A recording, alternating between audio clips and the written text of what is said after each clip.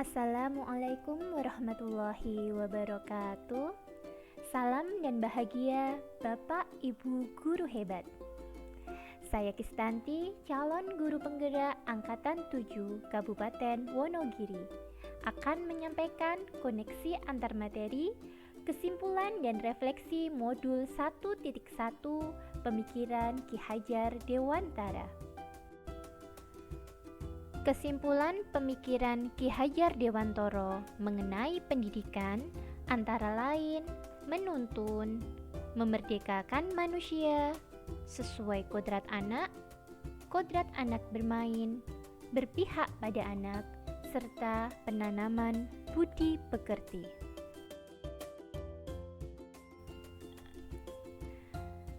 Menuntun. Menurut Ki Hajar Dewantara, pendidikan berarti menuntun anak sesuai kodrat yang dimiliki agar anak mencapai keselamatan dan kebahagiaan sebagai manusia dan sebagai anggota masyarakat. Memerdekakan manusia. Pendidikan ditujukan untuk membentuk manusia yang merdeka, yakni manusia yang hidupnya lahir dan batin tidak bergantung kepada orang lain, tapi mampu bersandar atas kekuatan sendiri. Melalui pendidikan, diharapkan murid dapat tumbuh secara utuh sehingga ia mampu memuliakan diri sendiri dan orang lain, serta menjadi manusia yang mandiri. Sesuai kodrat anak, pendidikan yang diselenggarakan harus menyesuaikan kodrat keadaan anak yang meliputi kodrat alam dan kodrat zaman. Kodrat alam mengisyaratkan bahwa anak tumbuh dari lingkungan sosial budaya tertentu sehingga diharapkan anak tidak kehilangan jati dirinya. Sedangkan kodrat zaman mengisyaratkan bahwa anak hidup di zaman globalisasi sehingga anak diharapkan mampu menguasai keterampilan abad ke-21. Bermain. Dunia anak adalah dunia bermain. Pendidikan diharapkan dapat terlaksana dengan cara-cara yang menyenangkan. Berpihak pada anak. Pendidikan harus dilaksanakan dengan suci hati, tulus ikhlas untuk memuliakan sang anak. Penanaman budi pekerti.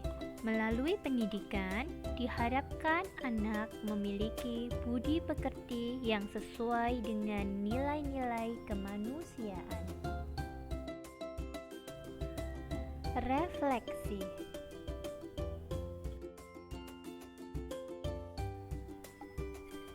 Sebelum saya mempelajari modul 1.1, pembelajaran yang saya lakukan masih berpusat pada guru. Saya menganggap bahwa keberhasilan pembelajaran ada di tangan guru. Murid hanya sebagai objek pembelajaran. Pembelajaran lebih pada transfer ilmu dari guru ke murid.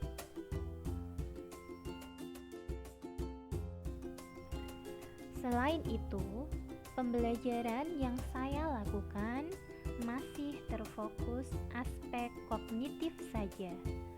Murid dianggap berhasil jika ia mendapatkan nilai ulangan memenuhi kriteria ketuntasan minimum. Hal ini yang membuat saya sering merasa gagal atau mengeluh jika banyak murid yang tidak tuntas setelah melakukan evaluasi. Selain itu, pembelajaran yang saya lakukan juga masih kurang memperhatikan karakteristik murid. Saya melayani mereka dengan perlakuan yang sama, dan saya pun masih menuntut mereka untuk menunjukkan tingkat penguasaan keterampilan yang sama dengan teman-temannya. Namun, setelah saya mempelajari modul 1.1 tentang pemikiran Ki Hajar Dewantara, Saya menyadari bahwa apa yang saya pikirkan dan lakukan selama ini masih belum benar. Setelah saya mempelajari modul 1.1, saya menyadari bahwa pembelajaran harus berfokus pada murid. Murid adalah subjek pembelajaran, sedangkan guru hanya sebagai fasilitator yang menuntun murid. Selain itu, saya menjadi paham bahwa anak terlahir unik. Mereka memiliki karakteristik yang beragam. Mereka terlahir dengan kelebihan dan kekurangan masing-masing. Selain itu, saya juga menyadari bahwa pembelajaran harus menyeluruh. Tidak boleh guru hanya berfokus pada kemampuan kognitif murid. Anak harus menguasai kemampuan kognitif, afektif, dan psikomotor.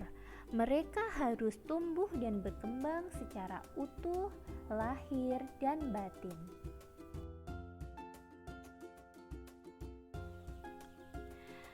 Yang dapat segera saya terapkan dalam pembelajaran di kelas antara lain, merancang pembelajaran yang berfokus pada anak. Saya akan merancang pembelajaran yang interaktif, menyenangkan, dan sesuai dengan kemampuan anak.